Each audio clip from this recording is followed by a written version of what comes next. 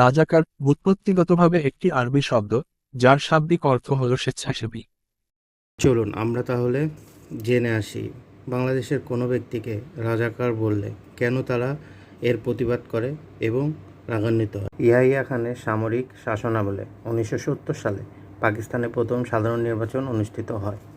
Storm swept into the Bay of Bengal, drowning 500,000 people. It was one of the worst natural disasters anywhere. বন্যার কারণে নির্বাচন পিছিয়ে যায়।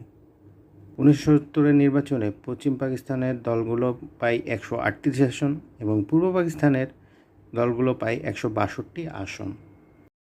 1970-এর নির্বাচনে আওয়ামী লীগ 160টি আসন অর্জন করে। এই দলের লিডার ছিলেন বঙ্গবন্ধু শেখ মুজিবুর রহমান। 1970-এর নির্বাচনে আওয়ামী লীগ সর্বমোট 167টি আসন অর্জন করে। বাঙালি জাতির ঐক্যবদ্ধ সরকার বানচাল করার জন্য ইয়াহিয়া ভুট্টো চক্র বিভিন্ন কৌশল অবলম্বন করে। 1 মার্চ জাতীয় পরিষদের অধিবেশন অনির্দিষ্টকালের জন্য স্থগিত ঘোষণা করে। ফলে ঐক্যবদ্ধ বাঙালি জাতি স্বাধীনতা সংগ্রামে ঝাঁপিয়ে পড়ে।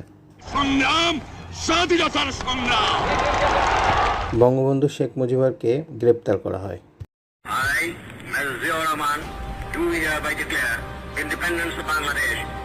সাধারণ জনগণ পাকিস্তান আর্মির বিরুদ্ধে অস্ত্র হাতে তুলে নেন এবং যুদ্ধে ঝাঁপিয়ে পড়েন।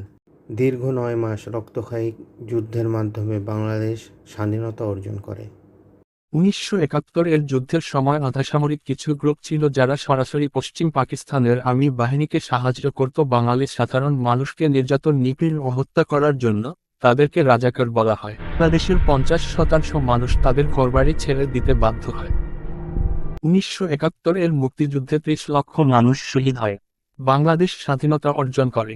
Remember and reignite the fiery ember.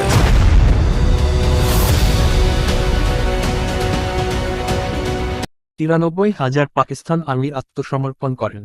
Mujibur Rahman, the leader of East Pakistan, declared the region an independent republic, which he said will be called Bangladesh, the land of the Bengalis. বাংলাদেশের প্রথম জাতীয় সংসদ নির্বাচন 1973 সালের 7 March অনুষ্ঠিত হয়।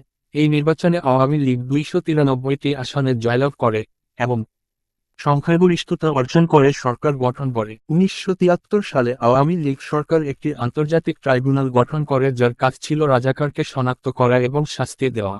কিছু রাজাকারকে শাস্তি দেওয়া হয়, কিছু রাজাকারকে মাফ করে দেওয়া হয় এবং কিছু রাজাকারের বিচার কাজ চলমান থাকে। বাংলাদেশের মানুষ রাজাকার শব্দটি খুবই ঘৃণার সাথে উচ্চারণ করে।